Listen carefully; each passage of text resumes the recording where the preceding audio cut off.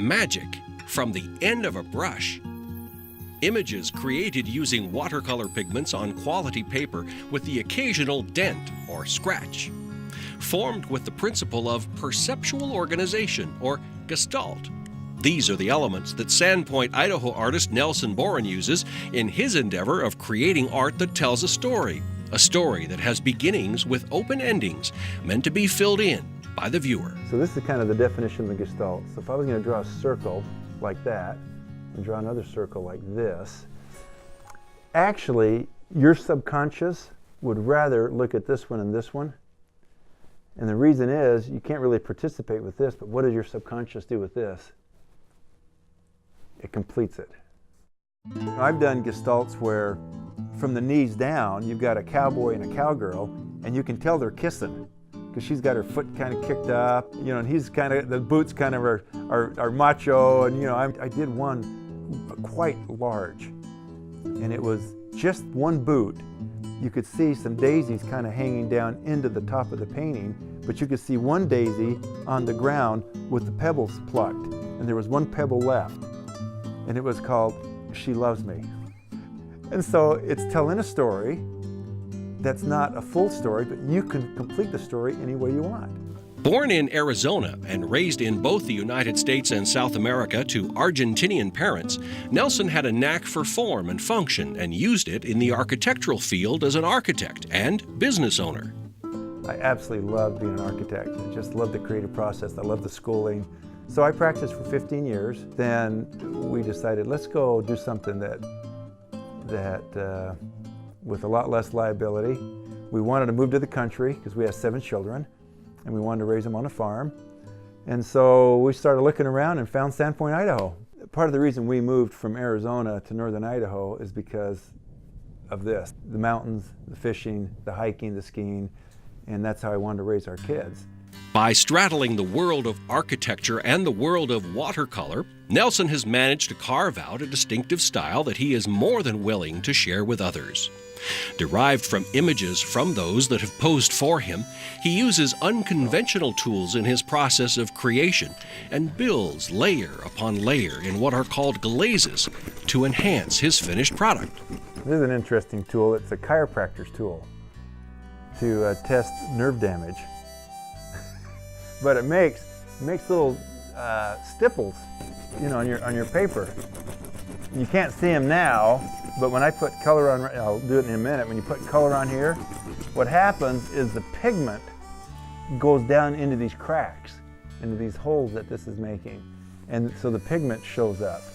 The other advantage of using really, really good paper is I can beat it up. You look at leather closely, and there's all kinds of texture. And so I can put all that texture down, right, and then put the glazes on top of it, and the textures just richly come through those glazes, and it just happens to work. And then there's other stuff. You throw salt on it, and you spit on it. Spit has acid in it and does wonderful things to watercolor, you know, or just all kinds of tricks. You know, the people are really surprised when I start beating on paper with razor blades and wire brushes, and you can't do that with watercolors. Well, show me in the rules where it says you can't. The watercolor is called this wet on wet painting. You're getting the paper wet before you even put any pigment down. It's interesting that a lot of artists will not reveal their secrets. And I quite frankly think any artist worth his salt is going to want other people to succeed. So as you can see in the studio, there's props everywhere. There's boots and spurs and chaps. And I'll have in mind what I want to paint, and I'll dress up my kids or my grandkids, or I'll go find some cowboys, but typically I can do it right here on the farm, and I can pose them. I started painting kids, and I've just loved painting kids. And there again, it's the gestalt. Usually, you know, like this one up here, those are all my grandkids. But those are a compilation of a whole bunch of pictures put together. That painting up there is called Parade on the 4th. And you can just imagine all these little kids, they're enjoying this parade, right, that you can't see. I've actually painted a few full cowboys, even faces, this last few years as an experiment. I knew it was going to be really, really hard. Faces are really hard, and they're really not part of my gestalt. But I just wanted to see if I could do it. I've got a long ways to go. I want to stretch. You know, violin doesn't sound good unless the strings are stretched. And really, in any profession, you need to stretch yourself to try to learn more. And whatever I learn, it'll make the cowboy art even better. I like the Western world. I mean, I grew up in the West, basically, and worked on a ranch for 4 summers growing up. And, you know, I'm attracted, like many other people are attracted to that Americana. It's a piece of our history that hasn't died. That lifestyle is still alive. And it's hardworking, really good people that are close to the land. That's what they do for a living, and I'm attracted to that. But I also do gestalt in fishing art. I'm a fly fisherman. I've been gathering cowboy material for 25 years.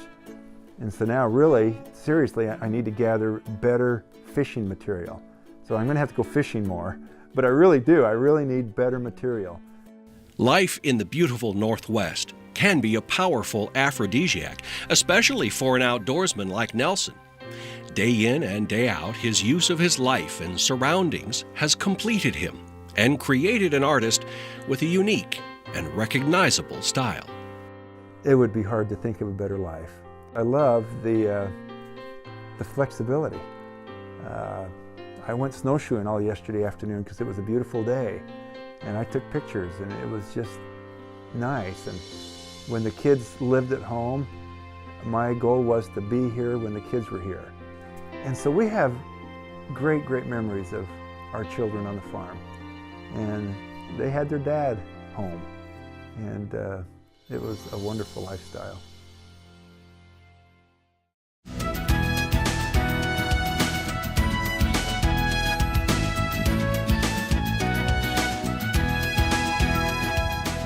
If you have an idea for Northwest Profiles, send it to KSPS TV, 3911 South Regal, Spokane, Washington 99223. Northwest Profiles is a presentation of KSPS Public Television.